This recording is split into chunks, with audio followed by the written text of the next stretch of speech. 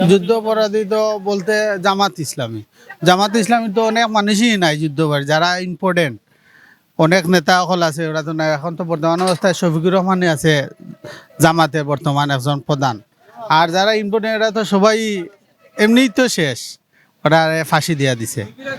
আর তো নতুন করে কেউ দেখ না। এখন দল ভালো আছে অবশ্যই, খারাপ না। জামাত ইসলামী ওরা ইসলামের বিধান ভালো, কোরআন শরীফের মানে সব কিছু আইন নীতি দুর্নীতি রাহাজানি চিন্তাই বা ডাকাতি এগুলা করবে না, ওরা মানুষ হিসাবে ভালো। আমার মনে হয় তো এটাই ভাই, নির্বাচন একটু পরে দিলেই ভালো হয়, তবে আইনের প্রতি একটু মতামত দিলে বা মনে করেন আপনি আইনের প্রতি দৃষ্টি খুব অডিট করলে, আইনটা শক্ত রাখলে অনেকটা ভাই দেশের উন্নতি হইব। দেশটা ভালোই চলতেছে, উপদেশটা যারা আছে কিছু কিছু মানুষবাদী সবাই ভালো চলাইতেছে। আর কিছু মানুষ মানে একতন্ত্র ওদের নিজস্ব গতিতে নিজস্ব মানে আইন বিধান তৈরি করতে চায়।